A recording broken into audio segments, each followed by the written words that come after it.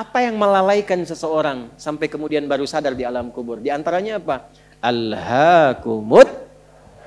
Nah, terlalu tertambat hatinya dengan dunia. Harta. Enggak dilarang memperbanyak harta, silahkan banyak-banyakin. Banyakin. Tapi untuk apa? Fi sabilillah. Taati Allah dengan harta itu. Maaf, jangan kebayang kalau fi sabilillah itu untuk infak saja. Cari kotak masjid. Ya, setanah kusir.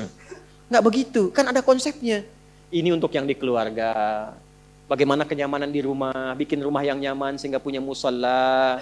Ya, anak-anak sekolahkan di tempat yang mengenal Allah, tingkatkan kualitasnya. Pakai untuk umrah, pakai untuk haji. Lihat saudara-saudara di samping. Setelah itu lebarkan. Baru ada babnya lagi setelah orang tua, saudara, kerabat, ada anak yatim. Baru dibuka untuk umum. Itu ada pahalanya. Nah sekarang pandai-pandai dengan harta, antum menghitung kebutuhan sebulannya berapa.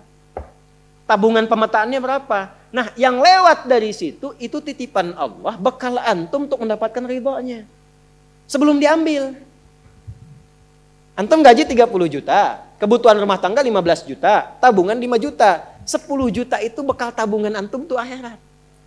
Maka babnya keluarkan di Quran. Apa bab ibadah lewat harta? Tunggangi itu. Jangan terlalu bergantung. Nanti begitu meninggal baru sadar. Mau balik lagi nggak bisa. Antum sekarang punya kedudukan. Suatu saat hilang kedudukan itu. Pelajari bab tentang fikih kedudukan. Bagaimana menaati Allah lewat kedudukan. Bikin kebijakan yang baik. Sebelum meninggal. Antum lagi belajar sekarang, taati Allah lewat ilmu. Bagaimana cara belajar yang benar? Sebelum meninggal. Ada yang kerja ngumpulkan harta aja. Ya? Ada yang ngumpulkan, hitung sebanyak-banyaknya. Sampai lupa, tidak menjadikan semua itu sebagai bekal pulang. Selanjutnya. Al-Adiyat ayat 9. Afala ya'lamu idza bu'athira ma fil qubur wa husila ma fis. Tuh. Ini untuk pelaku maksiat. Yang banyak berbuat maksiat. Apa nanti nggak malu dan nggak khawatir kalau itu diungkap di alam kuburnya? Silahkan Anda tutup-tutupi saat di dunia. Tapi kalau nggak ditobati, di alam kubur akan terasa. Saya ulangi, di alam kubur akan terasa.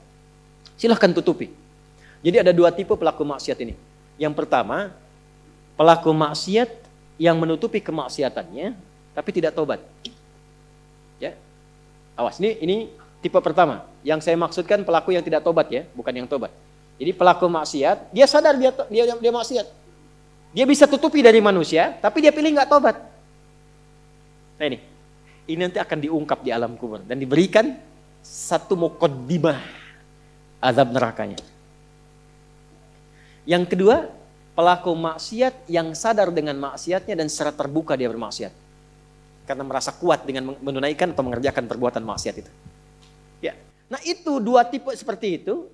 Turunlah kemudian surah Al-Adiyat ini salah satunya. Afala ya'lamu idza bu'athira ma fil wa husila ma fis, akan diungkap suatu saat nanti. Kalaupun Anda tutupi. Tapi bagi yang terakhir, perhatikan baik-baik.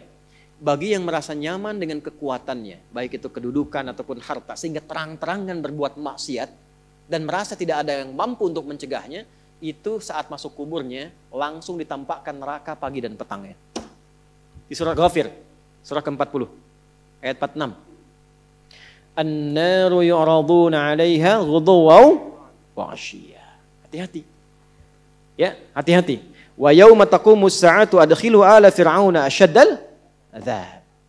Jadi maaf, orang-orang yang maaf sekali gemar mengumpulkan harta hanya untuk pamer saja, untuk mengoleksi dunia. Tak pernah punya visi hidup untuk pulang, maka mesti hati-hati. Alhaakumut takatsur. Orang yang maksiat terbuka nggak mau sadar mesti hati-hati, ya, karena cara pulangnya itu berbeda. Teruskan. Quran surah Al-Infitar ayat keempat. Ketiga, kan 8 ya semua ya. Wa idzal quburu bu'thirat. Al-Infitar ayat keempat.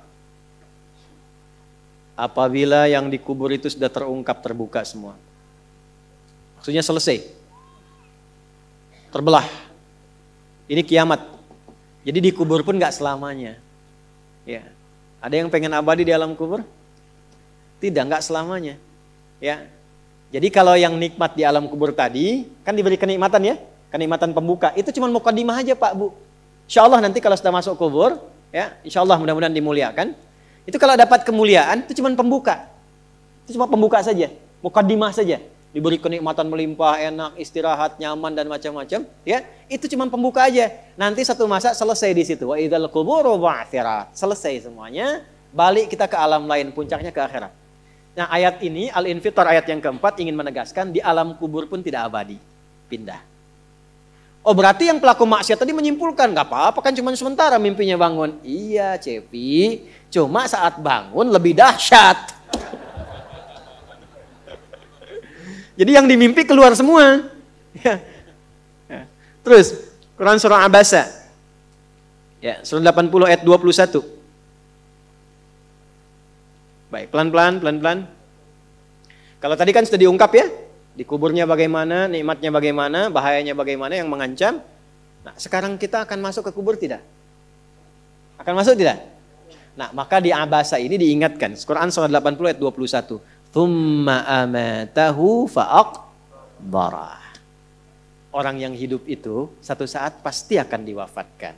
Kalau sudah wafat akan dikuburkan. Di semua kita tidak ada yang bebas dari penungguan di alam kuburnya. Tadi tunggu. Ini CAQ semua kan? Calon alam kubur. Kita akan masuk nih. Jadi Allah sadarkan mumpung masih hidup, dari dua kejadian tadi, ambil ibrahnya, siapkan diri kita, karena kita nggak akan bisa menolak kematian. Kalau sudah wafat, pasti dikubur. Teruskan dulu ya, kita agak cepat. Al-Mumtahanah ayat 13. Sudah? Ini nyambung semua ayatnya, indah sekali. Jadi kalau kita sudah sadar, ini resiko kebaikan, ini resiko keburukan, dan kita tahu akan wafat, akan dikuburkan, bagaimana cara persiapannya? Supaya enggak lalai tadi ya. Maka Al-Mumtahanah ayat ke-13. Ya ayyuhalladzina amanu la tatawallaw qauman ghadiballahu alaihim. Qad ya'isu kama ya'isal kuffara min apa? Ashabil kubur. Maka jangan banyak bergaul dengan orang-orang yang menjauhkan kita dari ridha Allah Subhanahu wa taala. Cari teman yang baik sekarang. Pertama, maaf, bikin kebaikan di rumah tangga dulu. Itu kan teman hidup. Ya. Awas, hati-hati. Kalau melihat istri kurang baik atau sebaliknya, jangan dihakimi, jangan difonisi. Justru Allah kirimkan antum itu untuk menebarkan kebaikan dan menyempurnakan kesemaan bersama. Jelas? Jadi sekarang yang dilakukan teman hidup dulu. Rubah jadi baik dulu. Anak-anak jadi baik dulu. Setelah itu cari tempat tinggal yang baik. Bergaul dengan orang baik. Antum yang kuliah cari teman yang baik. Antum yang kerja cari teman yang baik. Maaf. Kalau ada tawaran, kedudukan ke hartanya berlipat, tapi menjauhkan Anda dari Allah, ingat ini. Thumma amatahu fa'aqbarah. Ingat saat ditawari itu Anda meninggal. Dikubur. Dan ingat ancamannya. Ingat pasalnya tuh. Ya, ingat suratnya. Paham? Nah, karena itu masukkan ayatnya, jangan sekali-kali menjadikan keadaan di sekitaran kita justru memperkuat datangnya ancaman Allah dan nestapa saat kembali ke alam kuburnya. Bahkan orang-orang yang tidak beriman pun, yang buruk pun, yang beriman tapi maksiat pun, itu sejatinya ketika temannya masuk ke kubur gak mau ikut-ikutan. Makanya disindir oleh Allah. Hei, kamu ini sadar gak sih? Orang yang mengajak kamu maksiat itu, lihat temannya meninggal pun, temannya wafat pun, dia gak pengen ikut. Kadang-kadang dia abaikan. Coba lihat. Ya, ada pimpinan misalnya, tingkat tertinggi. Lihat anak buah bawahnya misalnya. Menjalankan tugas bahkan dari dia untuk berbuat salah, berbuat maksiat. Ya, apakah mengedarkan narkoba atau misalnya membackingi kegiatan yang tidak baik. Lalu tiba-tiba dia wafat. Apakah peduli atasannya? Tidak. Yang ada yang terjadi jangan bawa-bawa atasan, padahal dia yang nyuruh. Terus Anda mau jadikan teman yang seperti itu? Dia pada kawannya saja nggak bertanggung jawab. Dengan imannya saja dia nggak peduli. Kalau dia dengan Allah saja nggak peduli, kenapa Anda dia jadikan teman? Dan kenapa Anda menjadikannya dia teman? Kalau bahasa anak sekarang tuh begini, Allah aja dia gituin, apalagi kamu. Ya kan? Ya, Nabi aja dia cuekin, apalagi kamu kan? Ini peringatan Quran, ini bukan dari saya, ini peringatan Quran. Jangan sekali-kali Anda dimanapun Anda berdinaskah, tugas formal, Anda berdagangkah, jangan berteman dengan orang menyimpang. Karena saat Anda susah pun yang akan peduli. Temannya aja yang sama-sama berbuat menyimpang, dia sisihkan, apalagi Anda. Paham? Teruskan. Quran surah ke 35 Fatir ayat 22. Wa ma yastawil ahya'u wal amwat. Innallaha yasma'u man yasha' wa ma anta bimusmi'in man fil qubur. Kalau Anda masih belum sadar juga, kata Allah, hei, kamu ini masih hidup, masih punya harapan, masih punya bekal. Kalau sudah meninggal, nggak sama keadaan orang hidup dengan wafat. Mumpung kamu masih hidup, karena kalau sudah meninggal, temanmu yang meninggal pun kamu nggak bisa dengar suaranya. Cuma saya yang tahu keadaan di alam kubur. Karena saya tahu, kata Allah, dan saya punya Rahman dan Rahim, dengan sayang saya sampaikan kepadamu. Karena sayang saya. Ibu maaf, kalau ada anak misalnya, ingin berbuat menyimpang, ibu cegah tidak? Kenapa? Karena ibu sayang. Karena itulah ibu saking sayangnya, maaf jangankan anak lahir, di dalam saat dikandung pun bukankah dijaga dari yang mafsadat? Dijaga dari yang merusak. Ibu kalau sedang mengandung, mau nggak makan makanan yang kotor? Makanan yang merusak? Tidak kan? Kenapa? Karena sayang kepada bayi yang dikandung, janin yang terkandung. Di tempatnya pun disebut oleh Allah dengan rahim. Karena ada rahim, dijaga betul. Miring kanan susah, kiri susah, telungkup gak mungkin. Dijaga supaya apa? Supaya di dalamnya merasakan ketenangan. Karena apa? Karena ada tempat disebut dengan rahim. Nah Allah itu sifat rahim melekat kepadanya. Karena sayang dengan kita diingatkan. Bahasa bebasnya gini. Karena saya sayang engkau dengan rahimku. Karena saya cinta kamu dengan rahmanku. Jangan sampai masuk kubur kamu tersiksa, kamu nestapa. Karena beda antara hidup di dunia dengan kehidupan di kubur. Mumpung masih hidup cari bekal. Karena engkau tak mampu mendengar apa yang terjadi dalam kubur. Jadi kalau tadi Allah sampaikan jangan bergaul dengan yang begini, jangan terlena dengan yang seperti ini, itu karena Allah sayang dengan kita. Itu saja. Jelas ya? Ya, jadi kalau nggak sayang nggak akan mungkin diingatkan. Teruskan. Al-Hajj ayat ke-7. Yang ketujuhnya Al-Hajj ayat ke-7. Wa anna as-sa'ata atiyatun la raiba fiha wa anna Allah yab'atsu man fil qubur. Tapi jangan khawatir, sekalipun engkau masuk ke alam kubur, kata Allah, karena sayang, aku pesankan berbekal dari sekarang. Di alam kubur aku penuhi nikmatku kepadamu. Tapi itu cuma sementara, besok-besok selesai, aku bangkitkan semua kalian, aku tepati janjiku untuk memberikan surga kepadamu. Karena itulah orang yang baru mau meninggal, dalam sakaratul mautnya, kalau benar dia mengikuti apa yang Allah pesankan dari ayat-ayat tadi, maka Allah berikan pendahuluan sebelum masuk kubur. Ditampakkan bahkan surganya di hadapannya, dimasukkan dalam golongan hambanya, ditenangkan saat wafatnya. Ya ayyatuhan nafsul mutmainnah, irji'i ila rabbika radiyatan fadkhuli fi wadkhuli. Nah, jannahnya ditampakkan. Terakhir, At-Taubah ayat 84. Quran surah At-Taubah ayat 84. Kalau ada orang yang tidak peduli dengan peringatan ini 7 ayat nih, itu pesannya. Ini bukan ilmu ta'ati ya, untuk mengingatkan saja.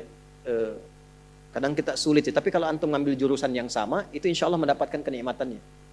Contoh begini misalnya, kenapa ada ayat di Quran itu jumlah bilangannya sama, serupa dengan lawannya. Malaikat disebutkan 88 kali, setan disebutkan 88 kali. Nah, lawan tugas malaikat itu setan. Malaikat membisikkan kebaikan, setan memprovokasi keburukan. Jumlahnya sama, karena setiap hari pun kita nggak akan bebas dari 2 bisikan itu, baik atau buruk. Nah ini, kenapa ayat pengingat alam kubur dan kehidupan dunia 7 kali? Salah satu pesannya adalah karena kita 7 hari beraktivitas selama hidup di bumi itu. Maka diingatkan setiap hari, maka setiap hari itu mesti ingat kematian. Sebelum tidur istighfar, siap nggak bekalnya, lihat temannya, selamat nggak keluarganya, ya. Maaf, izin maaf sekali, saya berulang kali minta maaf nih, ya berulang kali. Ada seorang suami saleh, istrinya salehah luar biasa. Satu kali suaminya karena kelelahan, bangunnya agak terlambat, alhamdulillah. Biasanya jam 3, ini setengah 4 bisa. Itu istrinya bangunkan sambil bersenandung. Pak, sayang, cepat bangun Pak, perjalanan kita masih panjang, sedangkan ajal semakin mendekat. Sedangkan para musafir sudah punya banyak bekal di depan kita, kita mesti nyusul mereka. Bangun Pak. Itu Masya Allah kalau pakai bahasa Arab indah sekali. Pak, ajal itu mendekat kepada kita. Sedangkan perjalanan masih panjang. Teman-teman kita sudah di depan, bekalnya banyak sekali. Maksudnya apa? Teman-teman kita sudah ada yang hafal Quran, sholatnya nggak putus, malamnya banyak tahajud, puasanya nggak putus, sunnahnya dikerjakan. Kita ini, ya Allah, mau bangun tidur aja susah ya Allah. Mau tahajud aja susah. Sementara ajal datang semakin dekat. Pak, bangun Pak. Bangun Pak. Takutnya kita meninggal malam ini. Kita nggak bisa menyusul teman-teman kita yang sudah di depan. Itu istri bangunkan suaminya. Ada lagi yang suami mau kerja dibisikin istrinya. Pak, jangan sampai cari yang haram ya. Papa nggak bawa apa-apapun ke rumah di hari ini. Kami keluarga akan sabar. Mama akan tenangkan pada keluarga supaya sabar. Tapi Pak, kami nggak akan kuat merasakan sedetik pun di neraka jika Papa bawa yang haram ke rumah. Masya Allah.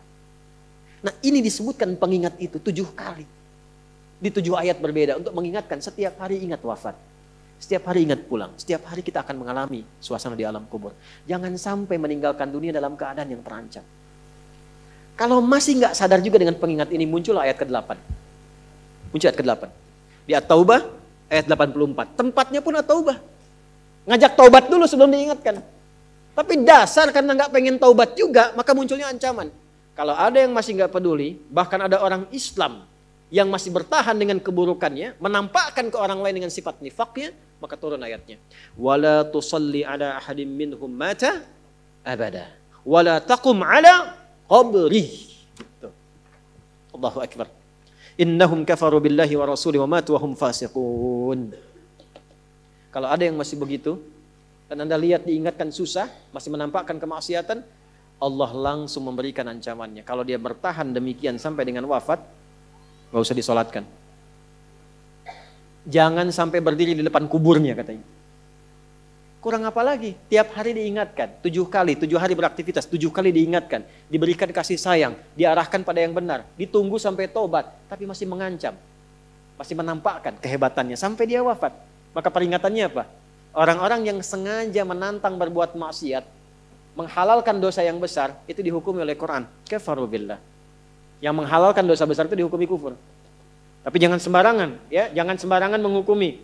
Karena ada yang punya otoritas di situ. Gak boleh Anda sembarangan, ini kufur, ini togut, ini gak boleh. Gak boleh. Ada yang punya otoritas. Dan ada yang paham fikihnya. Gak boleh sembarangan. Hati-hati kalau ada aliran mengajak Anda, ini togut, ini aja, bunuh aja, tembak aja, tinggalkan itu. Tinggalkan. Karena ada yang punya otoritas untuk menentukan klasifikasi mana yang benar, mana yang salah, mana yang ini, mana yang begitu. Jangan sampai terbawa pada aliran demikian. Jelas ya? Baik. Tapi kalau ada yang nekat berbuat maksiat sampai wafat, kata Allah, Nabi pun sampai dilarang. Jadi ini ayat turun tentang Abdullah bin Ubay bin Salul yang hidupnya mengaku muslim tapi banyak sekali menyakiti Nabi. Banyak berbuat maksiat, bahkan merencanakan pembunuhan kepada Nabi. Ditampakkan oleh Allah, begitu Nabi ingin menampakkan sisi kemanusiaan dengan menyolatkannya, turunlah ayat ini. Jangan disolatkan Muhammad. Jangan disolatkan. Biarnya sama teman-temannya. Jadi biasanya orang munafik ketemu munafik lagi. Ketemu munafik lagi. Hati-hati. Jangan sampai yang menyolatkan itu sesama munafik, sama perbuat maksiat. Orang Islam dilarang yang beriman yang baik, bahkan wala taqum ala qabri. Ke kuburnya pun jangan diantar. Jangan berdiri di depannya. Jangan sampai terancam demikian. Karena itu kalaupun ada yang nampak ciri-cirinya, kita doakan supaya kembali ke jalan yang benar. Kita tunjukkan kebaikan dengan lemah lembut. Supaya dengan itu sadar dan menjadi bagian dari orang-orang beriman yang mendapatkan ridha Allah Subhanahu wa taala. Apalagi kalau itu bagian dari keluarga. Paham?